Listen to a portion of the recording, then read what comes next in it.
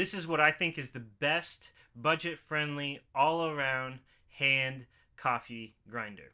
This is the Turn H40. Turn has been known in the coffee market quite a while now. They've made things like the DF64, which is a flat burr grinder that comes in at $400. This really took things like the Niche Zero, which was the known single dosing coffee grinder out there that could do everything from espresso to pour over. This one came on the market and it blew people's minds and really kind of put the Niche Zero down to shame, and everybody's recommending this grinder over any other grinder out there.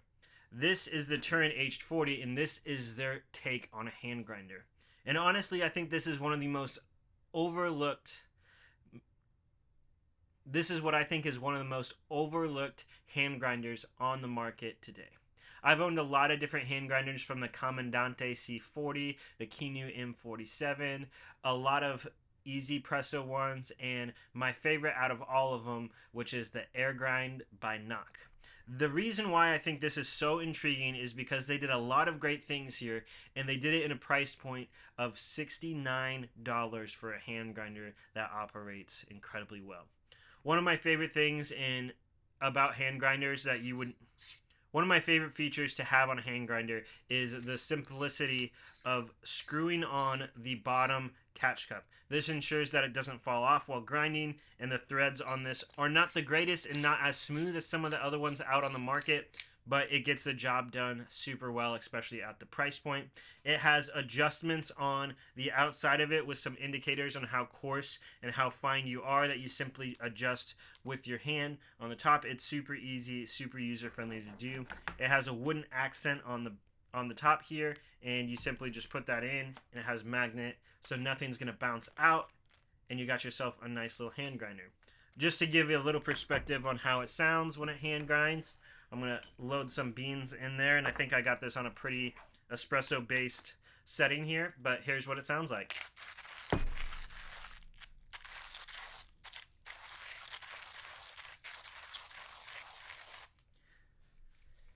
Alright, now that you've heard what it sounds like, super easy to adjust in all the features, I want to tell you about some of the cons of it and what I think about the quality of this grinder. So here we are, we have a bunch of coffee grounds, super consistent, super nice. This does pull shots pretty well on portable espresso machines. So in other words, I have not tried it on things like a 58mm portafilter, mainly because it's terrible to grind any hand grinder except for the Kinu M47 on a 58mm portafilter for espresso. Typically, when I think of hand grinders, I steer them more toward pour over because of how much work it is to grind for espresso.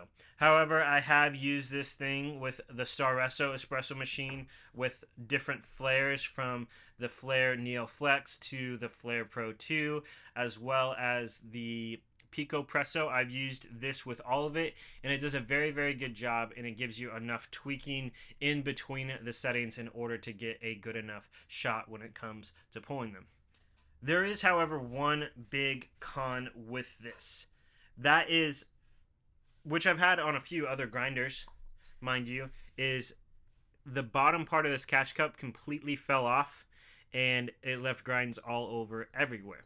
Oftentimes I will knock it on my palm when I'm done to kind of get rid of all the static in there, or I'll knock it on the table, and this bottom part actually fell off while I was grinding, so I had to super glue the base back on, which you can see it looks really terrible now with all that white stuff in there. I've had this happen with a lot of other grinders as well. My Air Grind by Knock, which is a $150 grinder, that had the same issue as this.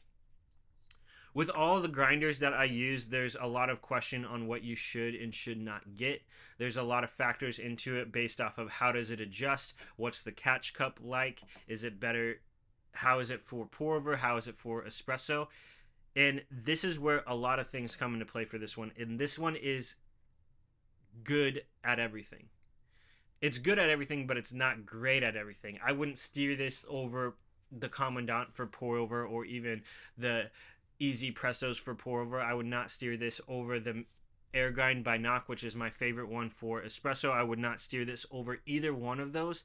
But the thing that is more captivating about this is a very, very good grinder with metal conical burrs on the inside of it for $69. And that is what makes this super interesting and super intriguing and super easy to recommend, is because this is a grinder that I think will last you quite a while. They have a great customer service. Also, by the way, Turin did not send me this. I actually did buy this with my own money, and it's been great. This is my only hand grinder, and I don't foresee myself replacing it anytime soon because it just has a lot of things that I didn't really expect to have at this price point. I didn't expect to have wooden accents. I didn't expect to have adjustments on the outside of it. This overall is an absolute phenomenal grinder for the price. I would be hard pressed to find this anywhere, any grinder better than this for $69. If you have one that is better than this, I would love to hear your thoughts on what that is like, and I would love to hear your thoughts on whether or not you think this is worth it. Also, I've had some other competition out here, which this is the Espresso, which I just recently reviewed. This is an electric version of a grinder, so you simply press the power button and it grinds super well. It's super portable and you don't have to hand grind. This is double the price. It might be worth it if you don't want to hand grind, but it also has the problem of the fact that you have to recharge it and has a battery. It might not last as long as the Turn grinder, but it's such a great time to be in the coffee world right now, because a few years ago when I started this journey looking for grinders, my first one that I bought was the Air Grind by Knock, and it was $150 I think at the time. It might be a little bit more than that now, and that was a very good price for a hand grinder. And then there were things like the Commandant, which were, I think it was $250, and now it's like closer to $300 or $350 or something like that now. There was the flagship Kinu M47, which is a phenomenal grinder, but that was well around $350, which is super expensive as a grinder, and those are all gonna perform better than this. Espresso entered the market, and that made it more affordable. But I love how all these competitors are now going down so cheap that they have to really compete with price in order to get a good hand grinder. Flair did it with their Flair Royal, and that was an overlooked one too as well, and that one's like $160. It's a phenomenal grinder, but it's still amazing at how well Turin managed to make a very good grinder with a nice even rubber area to give it good grip. There's really no flaws to this grinder outside of it's not the best in any of the market. It's not phenomenal in one end on espresso or pour over. It does have that issue with the base that I've had on other grinders. Some super glue fixes it, so it's not a super big deal. But other than that, I have had zero issues with it, and I love all the features that they packed into it. So I would love to hear your thoughts on this grinder. Have you had one before? Have you tried it? Are you even interested in hand grinders? But I want to just take a moment to thank you so much for watching. If you've made it this far, please like and subscribe. If you're looking at purchasing these, please use the link in the description below. Thanks so much for watching.